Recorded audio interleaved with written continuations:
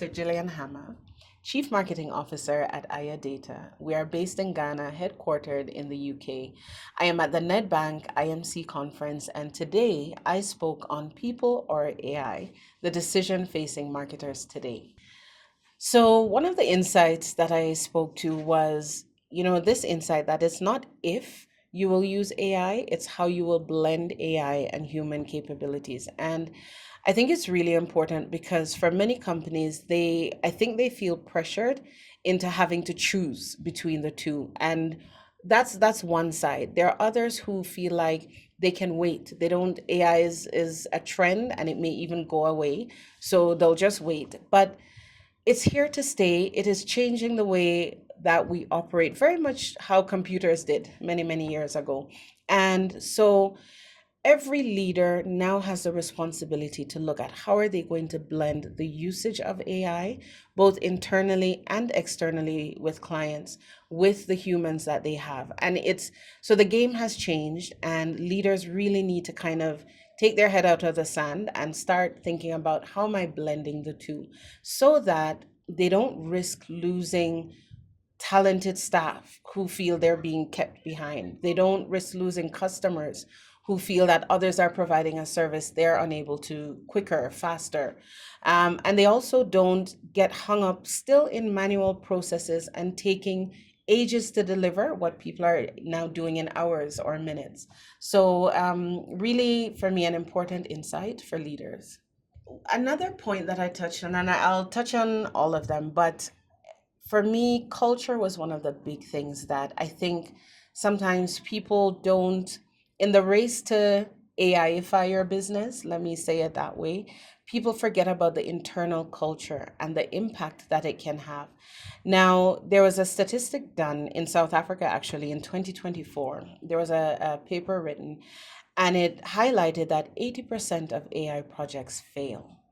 And one of the main reasons that it fails is people internally fight back against it and they push back because they feel threatened or they feel like they don't, it's going to take their jobs. And so if you don't get that mix right, both at the executive level and more broadly at the staff level, it could really cripple anything that you are trying to do and negate all the effects, all the money that you will spend. And then you may turn around and say, AI didn't work for me, but it's not because it didn't work. It's because you didn't set the right environment for it to work. So I would say that's one of the main things. There are a number of other points that I also touched on as well.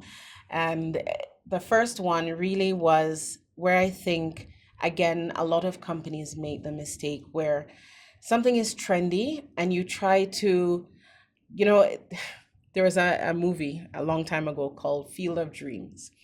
And in it, I can't remember the name of the actor, but he said essentially, if you build it, they will come. And I think some people are taking that approach with AI where you build a solution and then you hope people will come. But no, you need to look at your problem and then look at how AI can help you solve that problem. If more companies do that, again, the success rate will also go up because it's really, really important. Problem first is key. Maybe I would touch on one other and then we can take it from there. But another important point I think is just also that balance of, what to automate versus what to elevate. And I think it's important because AI is not supposed to do everything. And that's really, really critical. Like there are certain things that AI can replace that AI is very good at doing, but it's not intended to do everything. So if you start thinking that again, oh, I'm just going to get rid of everybody and then bring AI in to do the work, it's not going to happen. It's because it's not a perfect solution either. So it's really important, again, to automate away the manual processes with AI and then look at how do you begin to now elevate your staff to do things that are more meaningful, that are richer in value to the company and that really leverages their skills, their experiences, the nuances of what they do. That would be my other key point. Right now, I think when I think about whether there's a misalignment between how consumers are using AI and how companies are treating it internally, I still think there's a misalignment. Many people are using it in their homes, in their day-to-day business, but they're blocking it in the workspace, and it doesn't make sense. And it's happening in schools as well, where you've got the universities saying to students, you're not allowed to use AI. No, we need to now look at how do we change the teaching so that they leverage AI for the research, but you still get to figure out or find ways to demonstrate them thinking and their actual capabilities. So it's that disconnect, I would think, still across the board. And it's not only in Africa, it's like everywhere. I still think there's a really big disconnect between how we are using it in our personal lives and even how we expect other companies to use it, and then how we are using it in our own organizations. And many of us don't even have policies yet on what that should look like. So I think it's a big disconnect that needs to get addressed as soon as possible, backed by policies that are not so rigid that they can't evolve as things evolve, but definitely we need to catch up.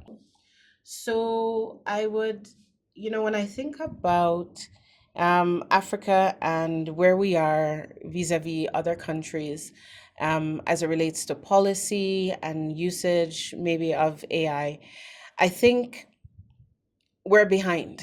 But we are behind, I feel, for different reasons. So now I Ghana. We've recently signed with UAE to end up some infrastructure and everything. That's what Africa is saying. And so we don't even have the basics to even have the policies. We still need the fundamentals first. So when you look across Africa, and I would say maybe South Africa is ahead of many of the other African countries, but when you look across Africa, we lack clean, structured data, which is critical to AI. We lack stable power, which is critical to the data centers. There are so many kind of fundamental things that we need to put in place first, before we can begin to even develop these policies and everything. So for me, our lack of policies it's a factor of where we are with many of the other key inputs into being able to use AI successfully. It doesn't mean we can't on a one-to-one basis, but I think nationally, many of the countries are behind because we just don't have the fundamentals in place yet. Okay, so interesting. Thank you